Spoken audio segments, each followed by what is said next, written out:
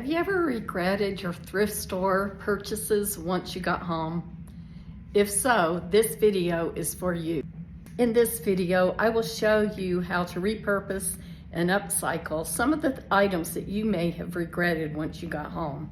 By the end of this video, you will actually be happy that you bought those items. You'll have the knowledge of ways that you can correct and upcycle. Here are some of the items that I purchased the last time I went to the thrift store. That in the store I thought, oh, this is great. And then when I got home, kind of thought, what was I thinking? The first one, let's go to this bowl. The reason I bought it is on the bottom it says Robinson Rand's Bottom, Roseville, Ohio. And that is the same brand of the Crocs that I collect. The ones with the blue crown. And so I was so excited to find this bowl. And then when I got home, I saw in there actually before I left that there was some dirt in it. I thought it was just dirt, but let's see if we can get this where you can see it. There is a spot on the bottom. It is much better actually. I have bleached it.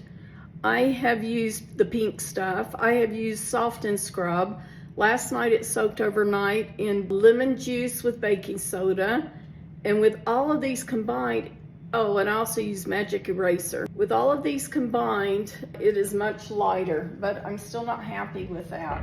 But when I bought it, I just thought, oh, that'll wash right off, and it didn't. So after trying all of these items here, I still have stains in the bottom. So that one's a work in progress. I have to go back to the store and buy more. I think I'm gonna get Barkeeper's Friend and see if that will help on that one. Then this one, I thought, oh, I love the shape of that. And I thought, oh, it'll be so nice to go on my counter. And then I get home and it doesn't really lay flat. It kind of wobbles, which I can deal with that, but it's really rough. These seams in here are rough, and just a wash is not gonna clean that up. Then I purchased this one because it is the false graph. It has the castle there on the bottom, as you can see, and I collect that also. And then I get home and I think, what am I gonna do without a lid? So this right here was a great purchase. It was actually $1.99. It's heavy brass, and I think it's brass, but I thought I was paying $4 for it and got to the checkout and it was actually only $1.99. So that was a good purchase, but then since I've gotten it home, I've decided I don't really care for the color. So these are items that we're gonna be finding remedies for today. This is the bowl after I used Barkeeper's Friend, and the stain is lighter. I think that at this point I'm satisfied with this. I won't mind using it, so I'm happy with that purchase now. So I'm going to continue to sand this, and I'll check back in a few minutes with you. We went over it with the 40, now we're going to go back to the 240. That'll finish it up. It's definitely looking much better. After sanding then with the 240, it feels nice and smooth. There's still some rough spots, but to feel feels great. Just doesn't, but it's old, and that's the cool part of it, to have some character in it. So I will clean this up, and then I will put some oil on this for cutting boards, and I think it could be a winner. Here's the cutting board after I sanded it and washed it.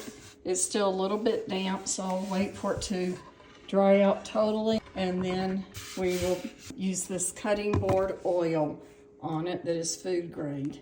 Beautiful. For the candlestick, I think what I'll do is just rub some rub and buff around these different embossed areas, and see what that does for it. I have Grecian gold leaf and the antique gold. I think for this I'll try the antique gold. Let's see, I'm gonna just start a little bit here where just show this design in the base of it.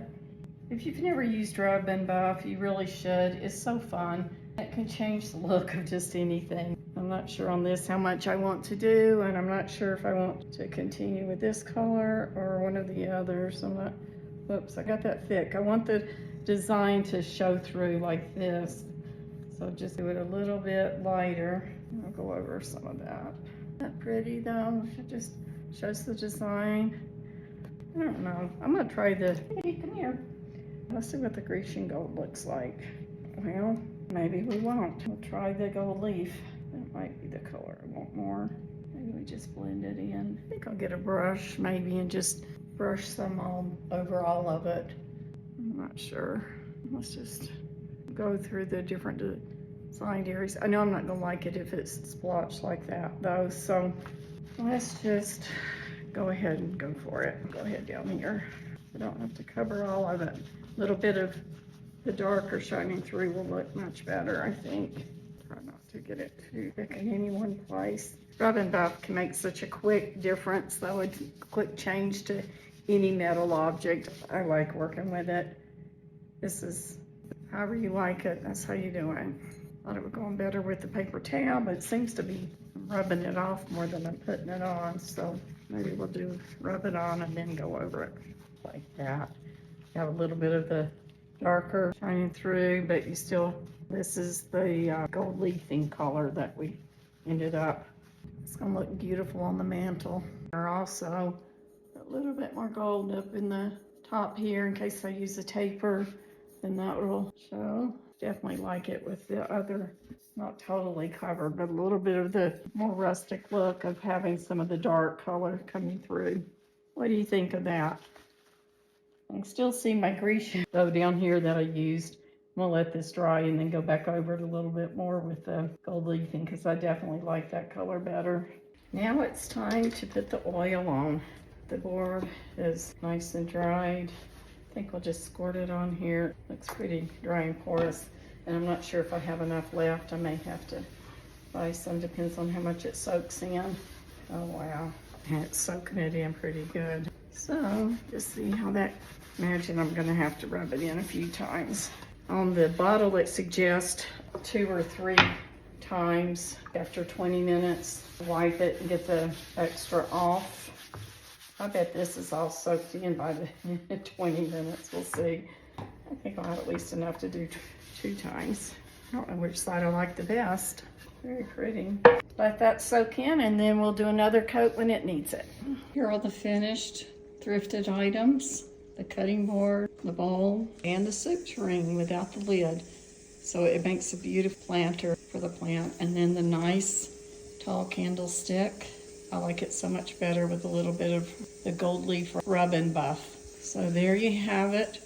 All those items that I bought at the thrift store turned out being very beautiful after all and very usable.